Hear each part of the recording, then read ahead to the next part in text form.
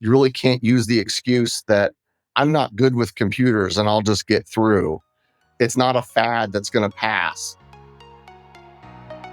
Welcome to Learning Through Technology, a K-12 EdTech podcast proudly presented by STS Education. I'm Alex Inman, founder of Educational Collaborators. And I'm Bob Cerruti, founder of the EduTech Group. We're here to bring educators together, helping them unlock the full potential of learning through technology. Tune in every other week as we connect with education leaders and dive deep into topics that matter to you, delivering actionable ideas straight to your school. Welcome to the show.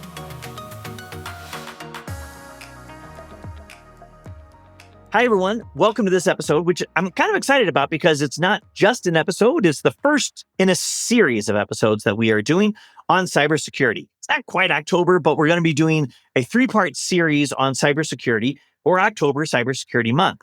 Now, it's a little odd, I think, that we only sort of, I don't know if it's called celebrate, but talk about cybersecurity within Cybersecurity Month, when of all of the topics in EdTech, cybersecurity is something that we should be dealing with all year. Our first episode is with John Case, who's going to talk to us about how to involve your broader community in cybersecurity risk mitigation. Bob, what else do we got?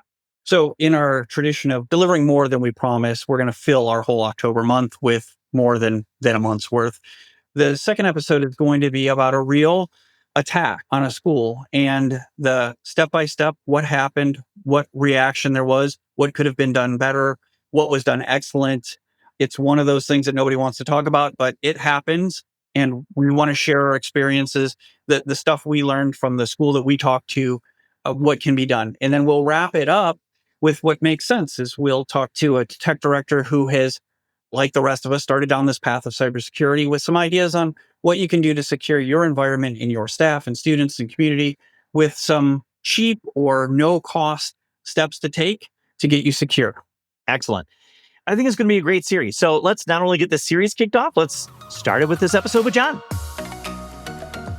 Hi, everyone. Welcome to another episode. We are very excited for this episode. Again, as we always are, we have John Case, the Director of Technology at the Ohio High Point Career Center. If you're watching this on YouTube, you'll get the sense that he's got one of those sort of NFL backdrops for his interview today.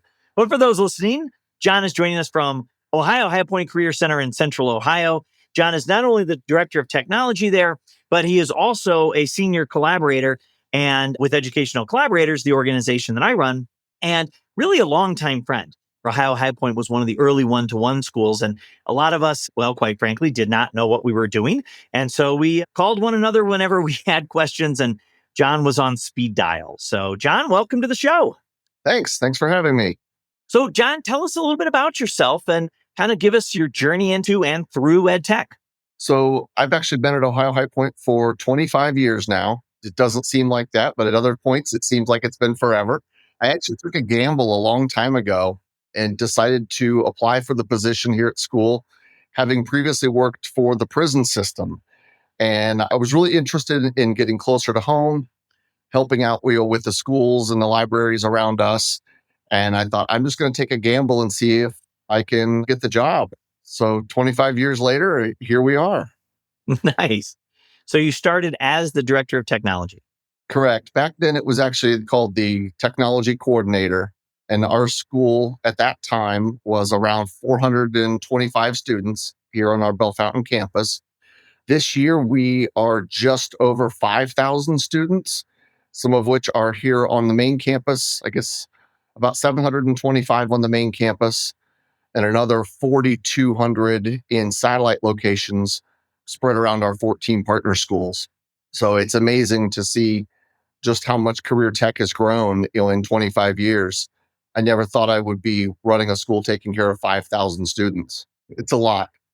So, John, I know we're going to talk about cybersecurity, a huge important deal, and one that I can't wait to talk about. But I'm the tech director for Auburn Career Center, and it's not often that I come across a fellow CTE person. And I just want to ask a question about CTE. It's grown, it seems like in the public zeitgeist, there is this push for more career and technical opportunities for students rather than maybe you and Alex and I are all about the same vintage.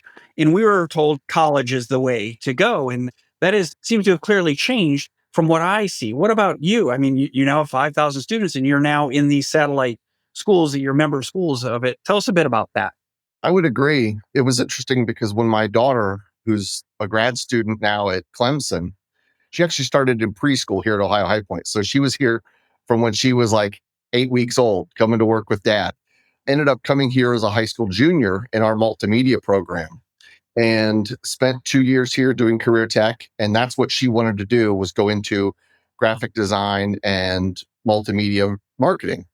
And she later went on to Kent State University and was talking with them.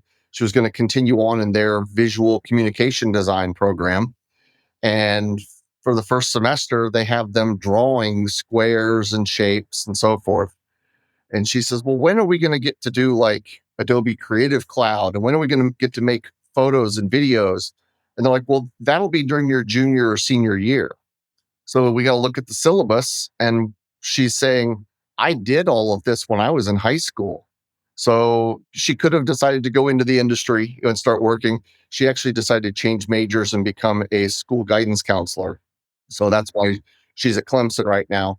But no, she could have gone 2 years here at high school or here at Ohio High Point and gone right into the industry with virtually the same training that she would have gotten with a 4-year degree, minus the first 2 years of drawing on pencil and paper. I mean, not to slight, anything that higher ed is doing, but I don't know that those are the skills that are really in demand anymore.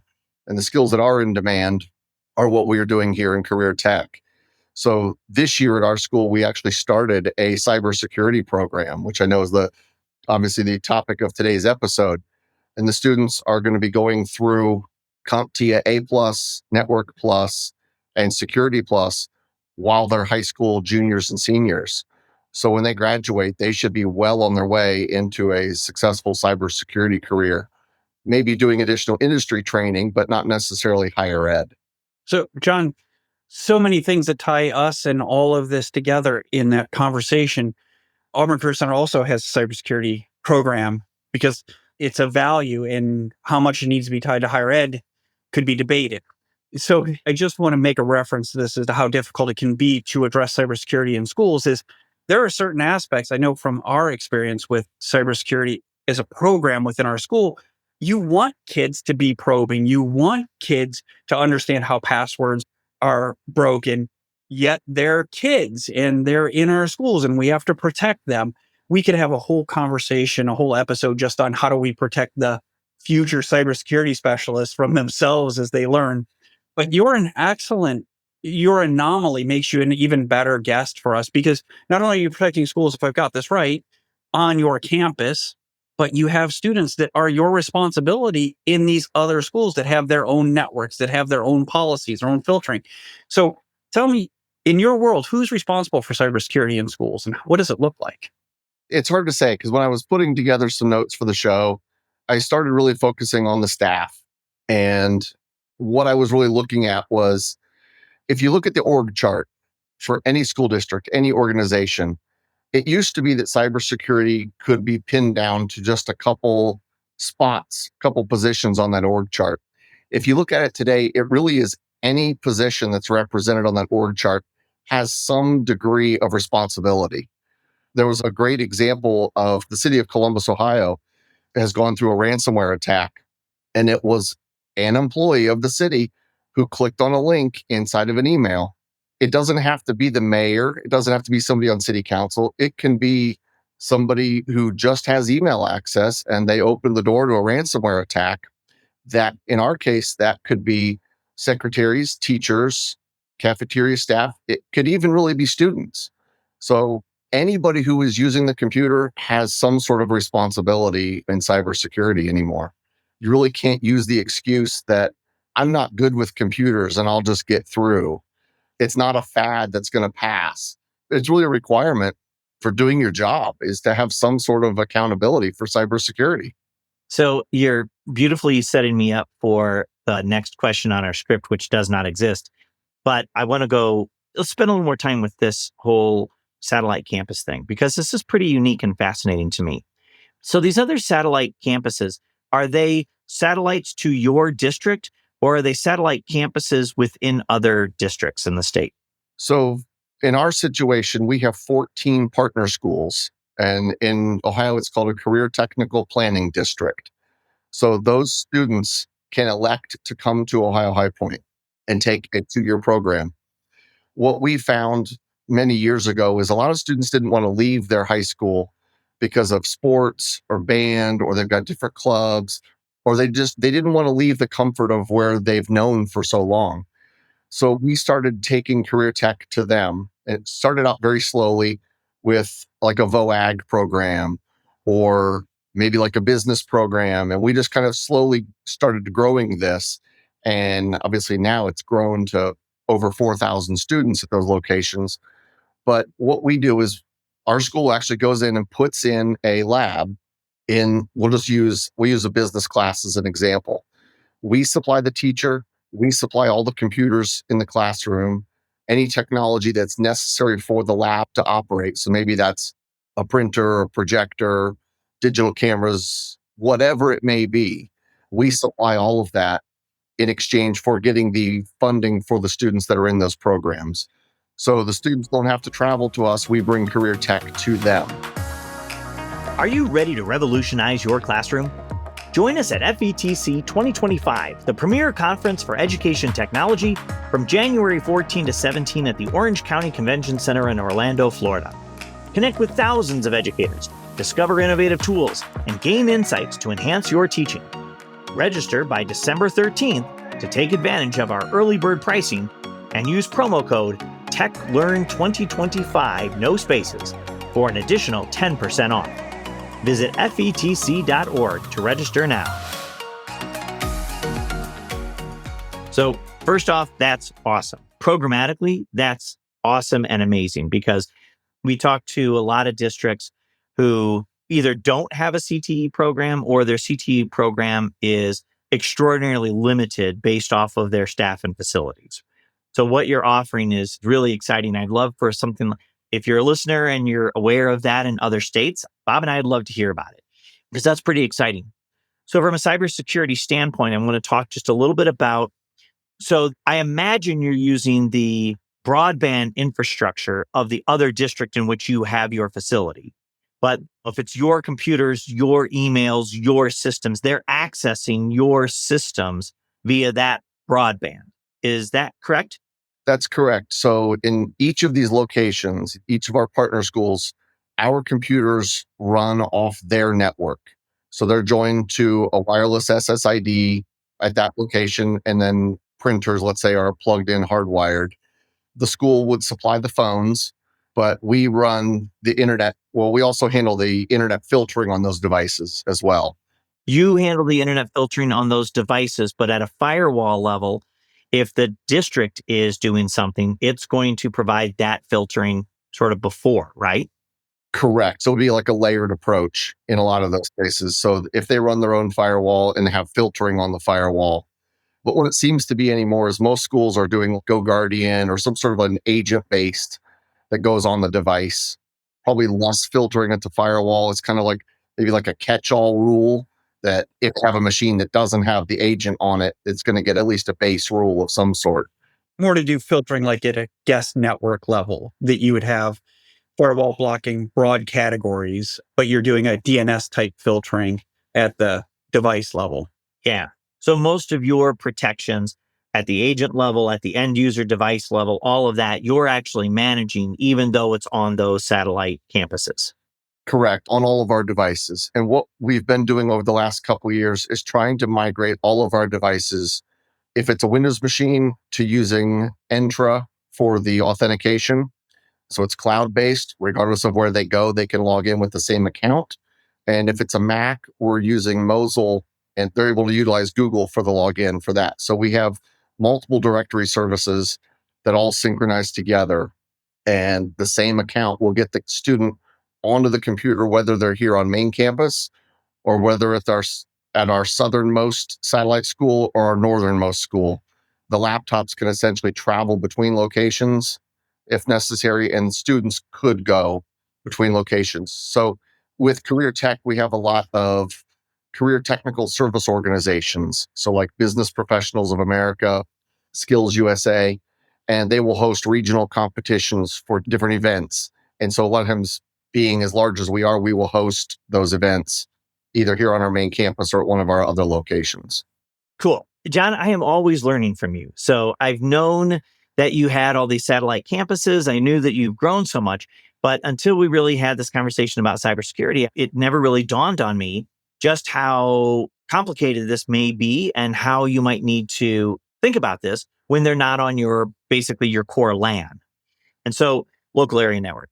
So great. So before I took you off on my wild little tangent, you started talking about how cybersecurity really is a need amongst all of the people in the community because they're all using it. And I think that that is even a more extreme case for you, given that your people are really spread all over the place. I mean, not like just a big district, they're really spread all over the place. And they're not on your LAN, which is even at a large district, they're still on your local area network. So you have a fairly complicated environment that really puts even more onus on the people.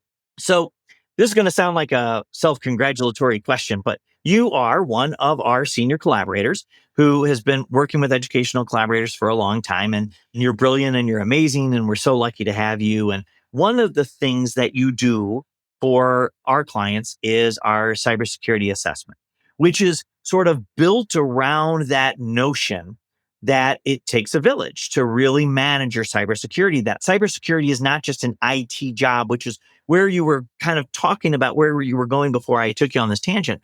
Kind of paint a picture for our listeners about what that cybersecurity assessment looks like and help us understand how others beyond IT are involved and the role that they play. So typically, when we conduct a cybersecurity assessment, at least I try to make it as holistic as possible. So, yes, the tech director at the school may be the main point of contact, but we definitely need to bring in somebody from the fiscal office, the head of school, or the superintendent.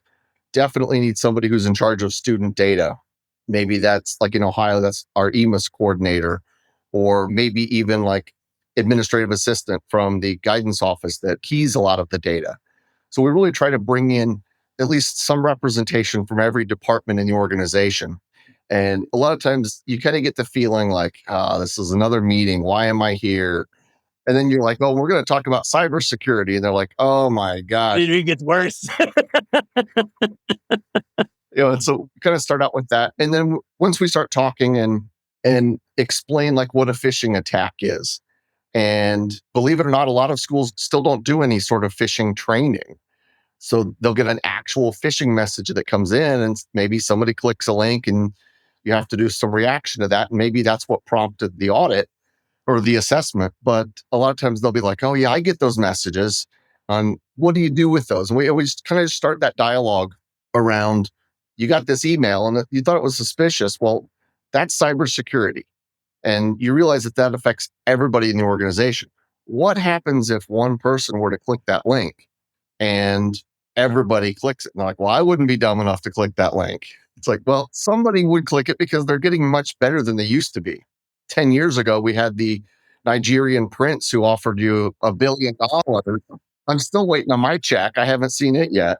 But now the threat actors are utilizing artificial intelligence, and they can make these emails look very legitimate, and they'll make it look like it came from someone in the organization.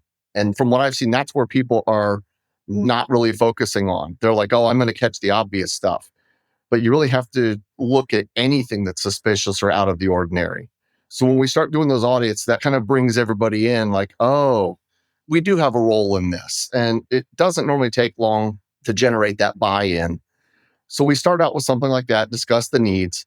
And then what we'll do is move on to some basic risk assessment things like, has your district ever been the target of some sort of a cybersecurity breach? And if it has, let's talk about that. And how did you respond to that? We typically don't try to get down in the weeds like a pen test. That's a whole different level of an assessment. That's much more evolved. We normally try to look for the things that would be, I guess, kind of like the low hanging fruit or the things that you can get the most bang for your buck with. So maybe you need to do some sort of phishing training or implement two-factor, things that aren't going to take you $100,000 and 2 years worth of time to set up. Hey there, it's Sophia, executive producer for the show. You know those moments when the episode ends and you're thinking, man, I wish we could talk more about this? Well, guess what? We can. We got this amazing community over on LinkedIn. It's where we share all the good stuff, sneak peeks, cool resources, and quick activities to try out in your school. So here's what I want you to do. Grab your phone, head to LinkedIn, and search for our Learning Through Technology podcast page. Hit that follow button, and boom, you're in. Can't wait to see you there. John, so it's accurate to say that the assessment that you perform with educational collaborators in these client schools is to lay the groundwork. It is not, I think what you were describing was like more vulnerability testing. You're not testing for vulnerability. You're playing just like the name says. You're collaborating with educators to understand that cybersecurity goes beyond the MDF or the data center, that cybersecurity is out at the edges where people are. So when you do these assessments, what role do these non-technical people play in that assessment? What information do they provide or what interaction do they have in it? A lot of times what we do is we'll have the entire group get together, and it's essentially like they fill out the self-assessment.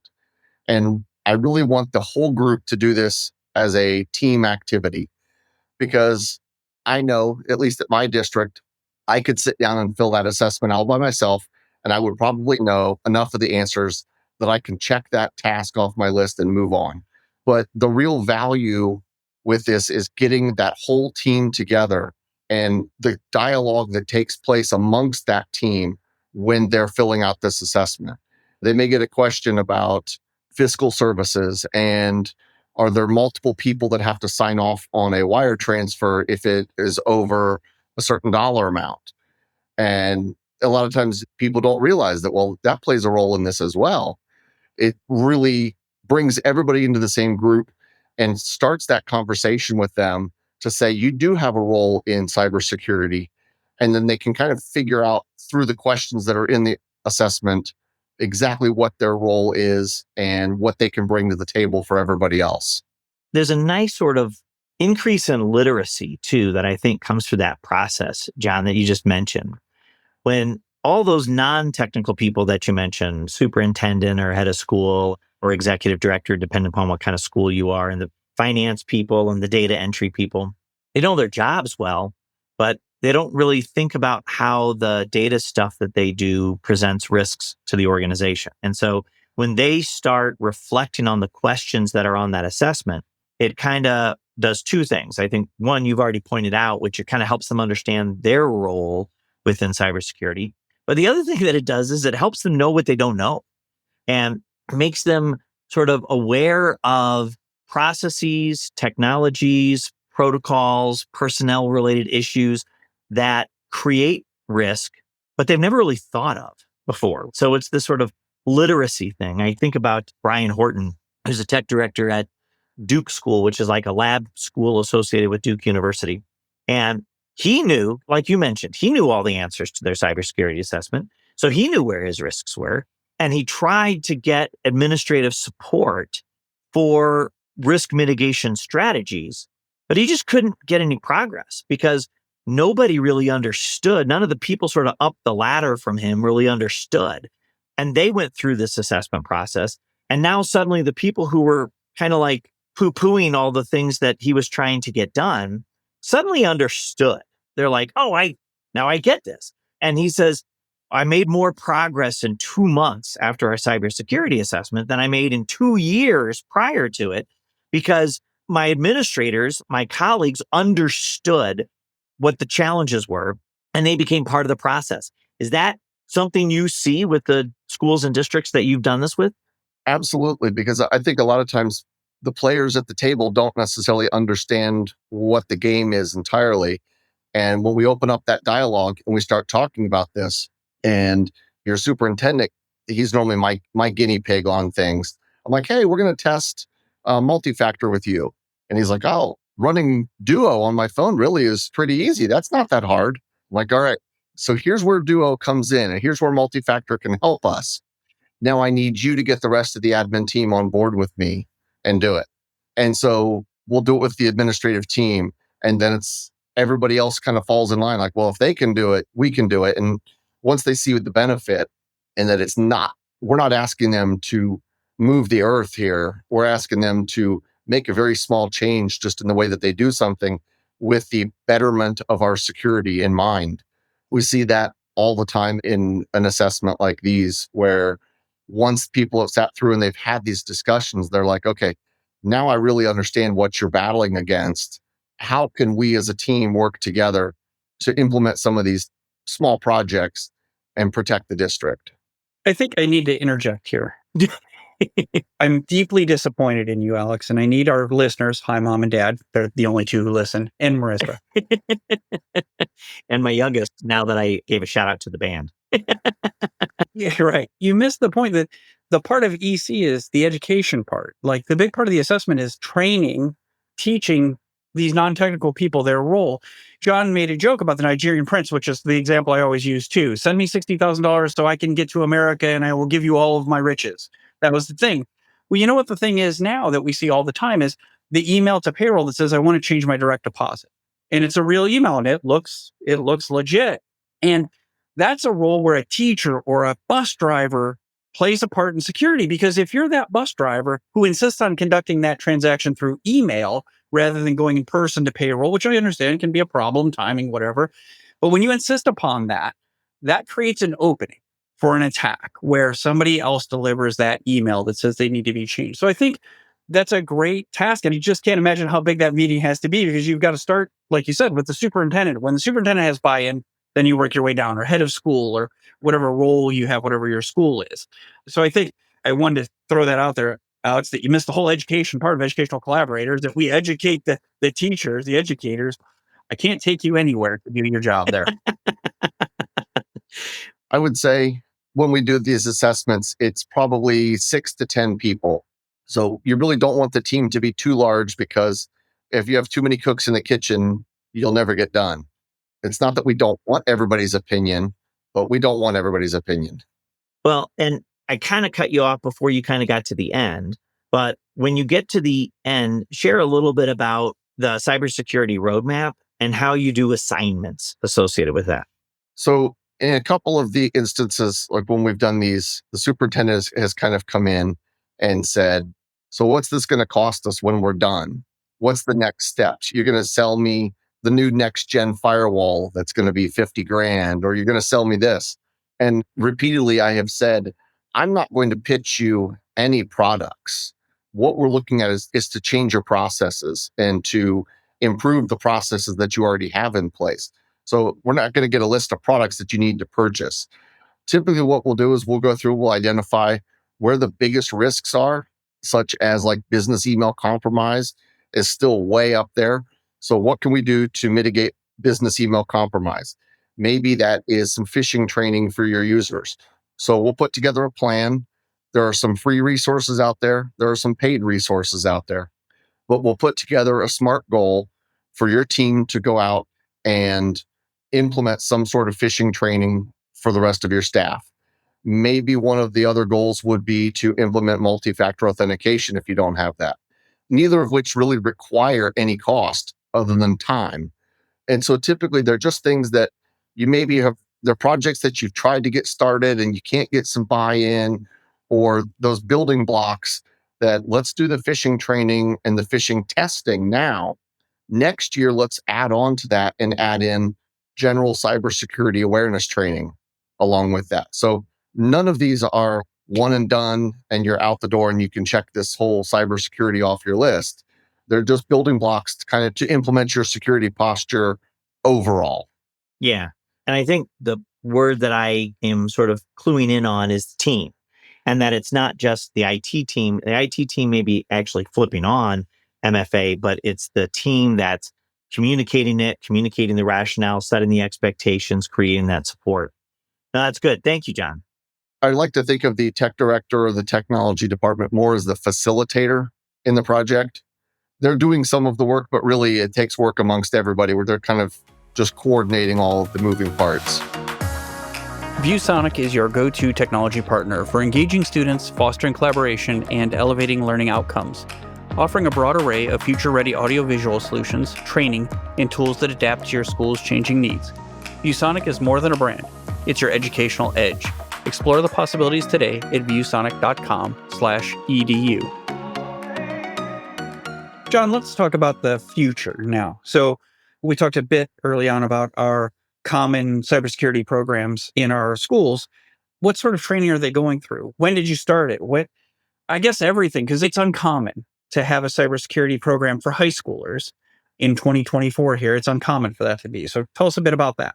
So I would say probably 3 years ago, my superintendent came to me and was telling me that he would love to start a cybersecurity program. Here in the state of Ohio, the governor has appointed members of the Ohio National Guard to be what they call the Ohio Cyber Reserve. So they're actually sworn in as National Guard members, and their duty is to protect the infrastructure of the state, whether that's utilities, government, education, whatever. So when the superintendent had been to one of their seminars and was telling me about needing to start a cybersecurity program, I immediately was like, this is going to keep me awake at night. This is the career tech lab that scares me to death to put into my building. Is we're going to be grooming future hackers, and I'm hosting the program. I'm like, I'm not comfortable with this. I know we'll make it work, but we really have a lot of work to do for this. I know that there's a huge demand for cybersecurity professionals. I just don't really want them on my network. Maybe this is why it's not happening in as many schools. My job is to keep them on the outside, not bring them into the inside. Right, right. So how's it going? So it's going really well. The teacher that we have in the lab was actually a Milken Award winner last year. He was an English language arts teacher for us, and I recruited him to teach cybersecurity. That seems natural.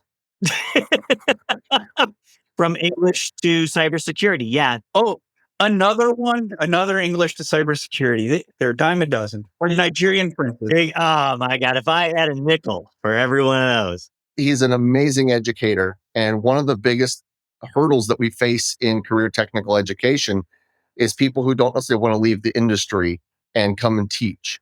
And so currently the teaching industry is losing professionals all the time that are going back to industry. So I went and talked with him and I said, hey, you are without a doubt an amazing instructor. I know that you're also a huge nerd who loves Python programming and Linux and cybersecurity. What do you think about being in this program? Because you can teach anything and you have the tech skills and the cybersecurity skills. And he was like, I never thought about that. I guess I just always thought I'll be an English teacher. That's what I love to do. He has so much energy. He is like on cloud nine every day.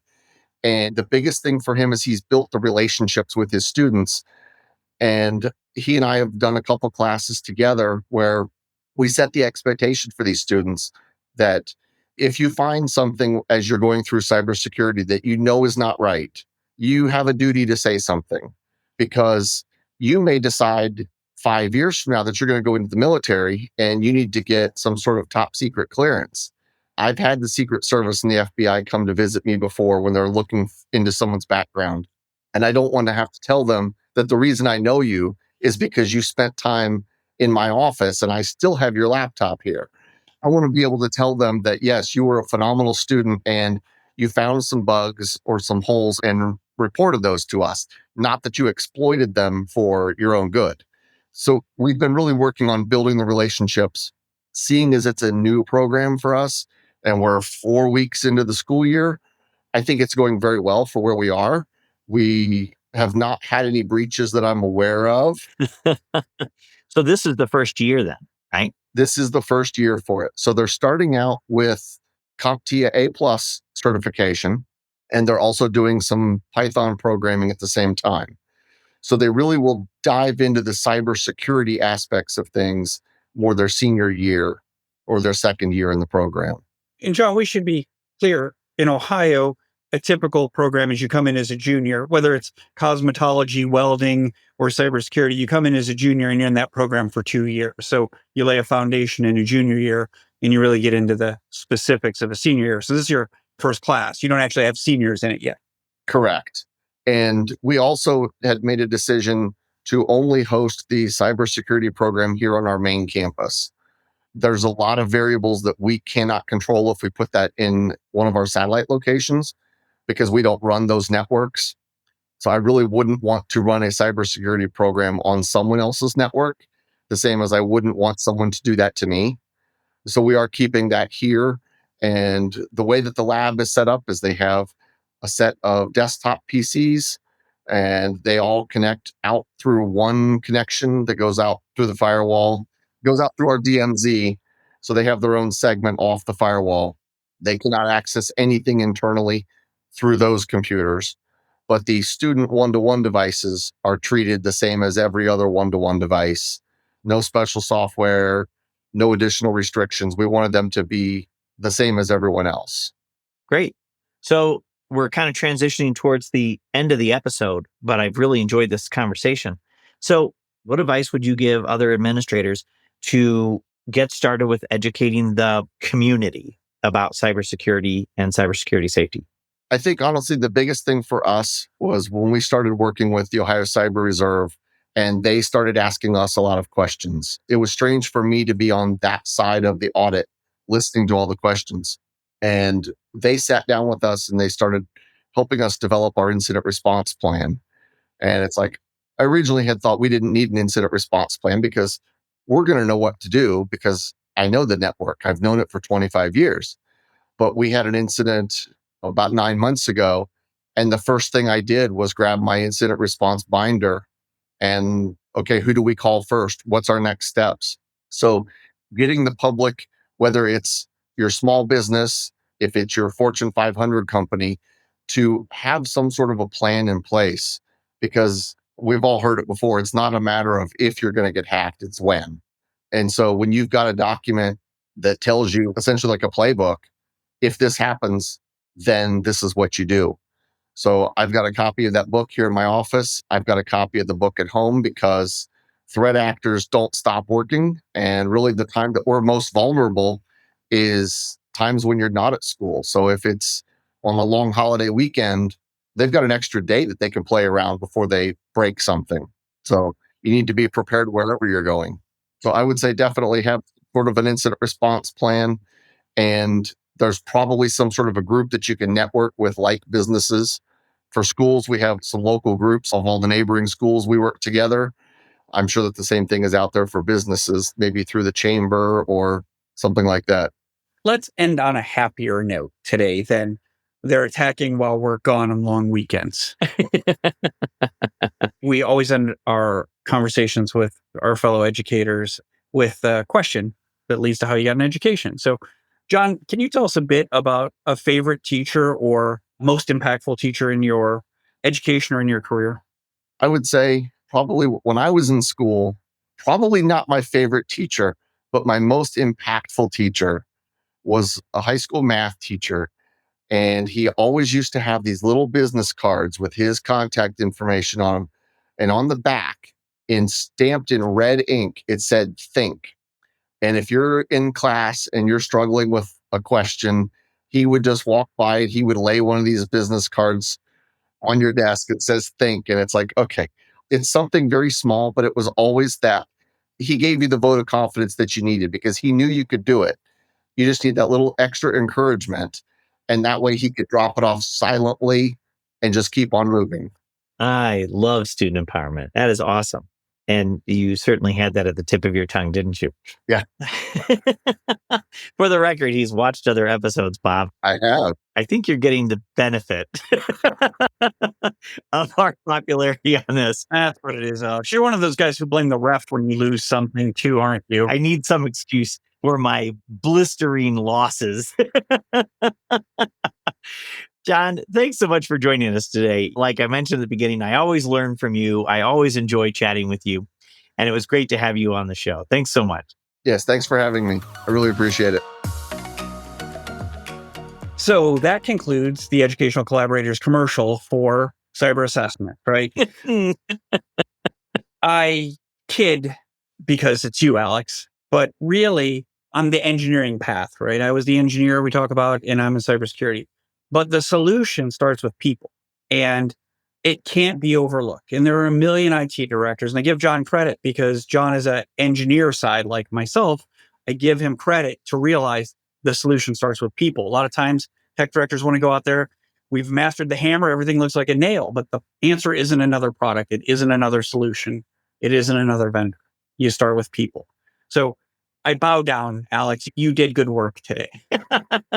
Well, I'll admit it felt a little commercially to me a couple times in that episode, but I'm very passionate about collaboration, right? I mean, that's why we call ourselves educational collaborators. And so to me, it's so important that we recognize that this isn't just an IT problem. It really is a community problem. And this isn't unique to cybersecurity. Technology supports all aspects of our operations in schools. When we treat technology as some sort of silo, we're really missing the point. And in the case of cybersecurity, we are really increasing our risk.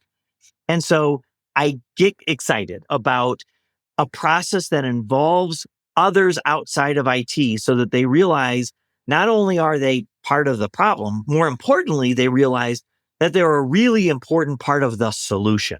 And so I did want us to talk about this in this episode. And I thought it was fun to hear John sort of share that from his perspective as not only an IT director of all these different campuses, but also as somebody who kind of helps other districts learn that and go through that process themselves. But what'd you find most interesting about this episode? That whole conversation is really it. And I kid you, but it is true. But there's nothing accomplished by half measure.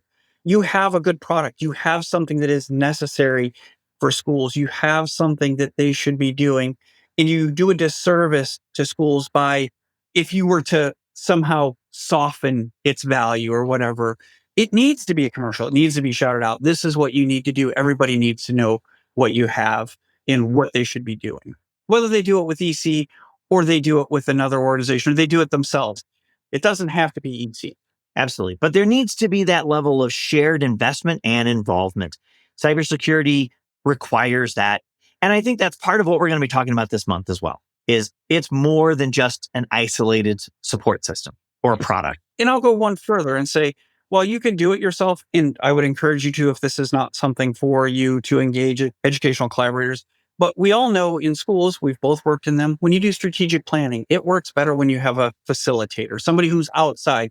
So one person's views don't steer the project. So I think that that's where the real value in a John who comes with, he knows everything he needs to know about schools and technology, but he comes in with a blank slate to help you or help the school understand their risks, their contributions from teachers and the accounts payable people and payroll and EMIS coordinators. So a third party to facilitate is really the best way to go. Know the landscape, but you can't be a prophet in your own land sometimes. So that's great. Well, another great episode. Bob, thanks so much. This was a lot of fun. Learning Through Technology, a K-12 EdTech podcast, is brought to you by STS Education, a Pacific OneSource company. To learn more about how educators can leverage technology to drive successful educational outcomes, check us out at www.stsed.com. Connect with us by searching for Learning Through Technology in Apple Podcasts, Spotify, Google, or anywhere else podcasts are found. And click subscribe so you don't miss an episode. On behalf of the team at STS Education, thanks for joining us.